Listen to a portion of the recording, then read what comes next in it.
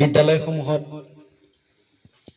মূল্যায়নৰ বাবে যি অভিলাষী এক আঁচনি গুণোৎসৱ, এই গুণোৎসৱ 2024-ত খৰাশিমুল উচ্চ মাধ্যমিক বিদ্যালয়ত যি দুগৰাকী বহী মূল্যায়কক নিয়োগ কৰিছে, প্ৰথমে আমি দুইগৰাকী বহী মূল্যায়ক আন্তৰিকতাৰে আদৰণি জনাইছো। আৰু তেখেতসকলক আমি আজি আচলতে অতিকৈ সুখী। ইয়াৰ আগতে আমাৰ শিক্ষাগুৰু বা তেনেধৰণৰ ব্যক্তিকে আমি বহী মূল্যায়ক হিচাপে পাই আহিছিলোঁ।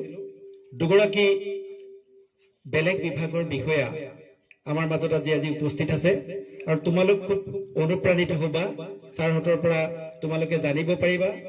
আমি প্ৰথমে আমি চিনাকি কৰি দিব ওলাইছো তোমালোকক।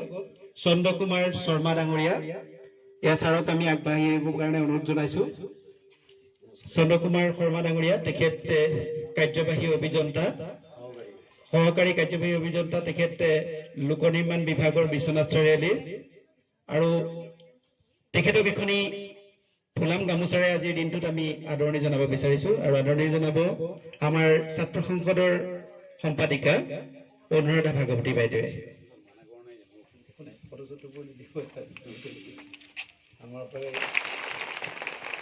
আমি অকণমান সন্মান যাচিছো, যিহেতু তেখেতসকল আমাৰ বাবে আজি অতিথি, গতিকে সন্মান যাচিছো তেখেতলৈ। ইয়াৰ লগতে আমাৰ আৰু এগৰাকী আমাৰ বহী মূল্যায়ক আছে, তেখেত জ্ঞানদীপ দাস,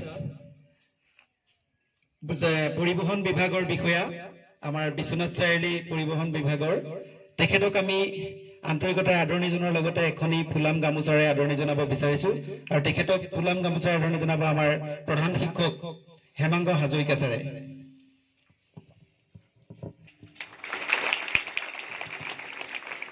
আমি আদৰণি অনুষ্ঠানটো ইমানতে সামৰণি মাৰিছো।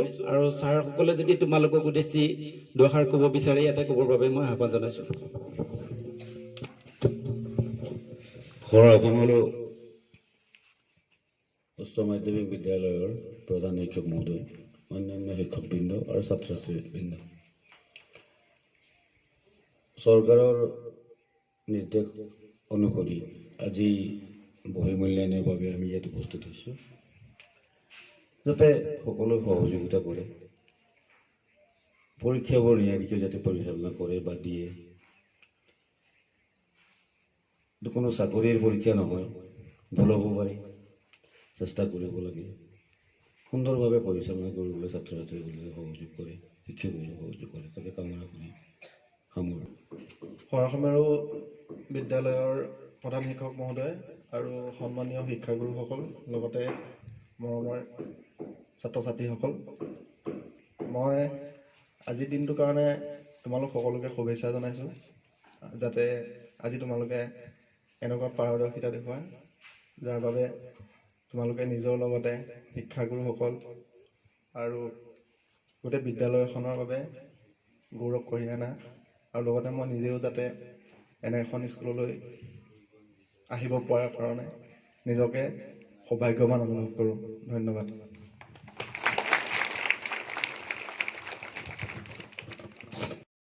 বিশ্রাম, সাবধান, বিশ্রাম, সাবধান, প্রার্থনা।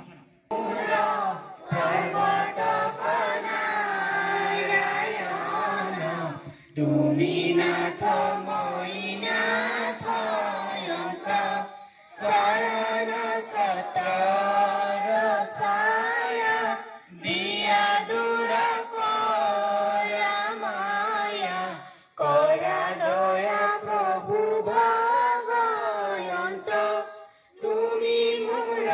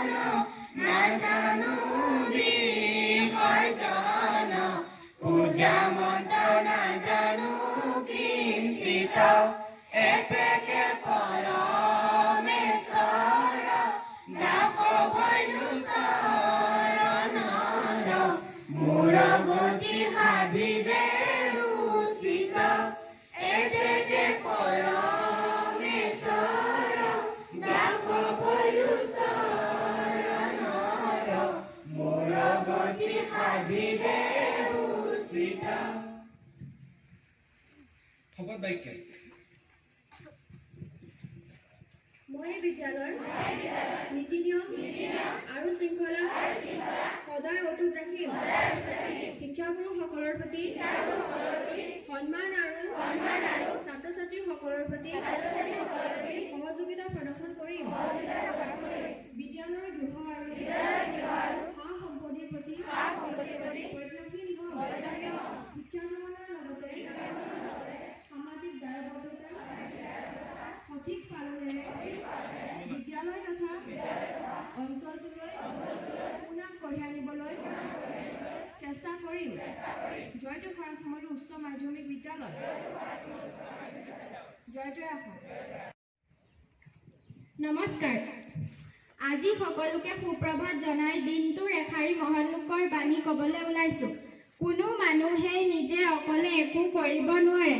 তেওঁ নিজে জীৱনত যি হ'ব পাৰিছে বা কৰিছে তাৰ কাৰণে তেওঁ সমাজৰ অসংখ্য মানুহৰ বা ওচৰত নানা প্ৰকাৰে ধৰুৱা নিজৰ কৰ্মৰ দ্বাৰাই আৰু সেৱাৰ দ্বাৰাই সেই ধাৰ পৰিশোধ কৰিবলৈ চেষ্টা কৰাটো প্ৰতিজন মানুহৰে পবিত্ৰ কৰ্তব্য। এই কথাষাৰ কৈছিল মহান বিজ্ঞানী এলবাৰ্ট আইনষ্টাইনে। কোনো মানুহে নিজ লক্ষ্যত উপনীত হোৱাৰ পিছত অহংকাৰ কৰিব নালাগে। জীৱনত উচ্চ স্থান পোৱাৰ পিছতো সৰল আৰু অমায়িক হ'ব লাগে। আমি সকলোৱে এই মহান বিজ্ঞানী আইনষ্টাইনৰ আদৰ্শ গ্ৰহণ কৰি মাটিৰ লগত মিলি মাটিৰ মানুহ হৈ থাকিবলৈ চেষ্টা কৰা উচিত। ধন্যবাদ। দিনটোৰ তাৎপৰ্য। নমস্কাৰ, সকলোকে সুপ্ৰভাত জনাই আজিৰ দিনটোৰ তাৎপৰ্যসমূহ হৈছে আজি ইংৰাজী 2024 চনৰ জানুৱাৰী মাহৰ 10 তাৰিখ। 1863 চনৰ আজিৰ তাৰিখতে লণ্ডন মহানগৰীত বিশ্বৰ প্ৰথম পাতাল ৰেল সেৱা আৰম্ভণি হৈছিল। 1946 চনৰ আজিৰ তাৰিখতে ৰাষ্ট্ৰসংঘৰ প্ৰথম সাধাৰণ অধিৱেশনৰ আৰম্ভ হৈছিল। 1914 চনৰ আজিৰ তাৰিখতে ভাৰতীয় কণ্ঠশিল্পী তথা অভিনেত্ৰী বেগম আখতাৰৰ জন্ম হৈছিল। 1930 চনৰ আজিৰ তাৰিখতে ভাৰতীয় সংগীতজ্ঞ বেহেলা পাঠক তথা সংগীত পৰিচালক ইন্দ্ৰেশ্বৰ শৰ্মাৰ জন্ম হৈছিল। 1960 চনৰ আজিৰ তাৰিখতে অসমীয়া কণ্ঠশিল্পী মিতালী চৌধুৰীৰ জন্ম হৈছিল।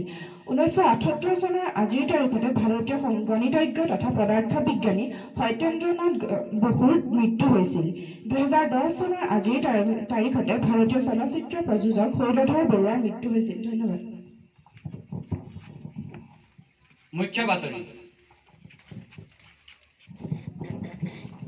নমস্কাৰ, সকলোকে সুপ্ৰভাত জনাই আজিৰ দিনটোৰ প্ৰধান বাতৰিসমূহ হৈছে ভাৰতৰ উপস্থিত UAEৰ ৰাষ্ট্ৰপতি মহম্মদ বিন জায়েদ আল নাহায়ান। প্ৰধানমন্ত্ৰী নৰেন্দ্ৰ মোদীয়ে আদৰণি জনালে ৰাষ্ট্ৰপতিগৰাকীক।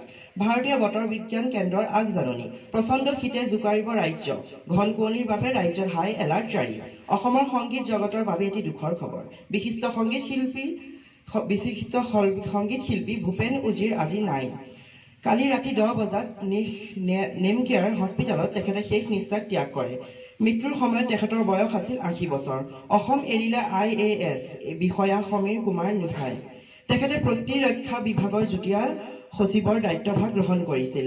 মাঘ বিহুৰ পূৰ্বেই ৰাজ্যৰ লাখ লাখ মহিলাই লাভ কৰিব চৰকাৰী ধন আৰু অৰুণোদয় আঁচনিৰ নিতাবিকাৰীয়ে পাব 1250 টকাকৈ। ধন্যবাদ।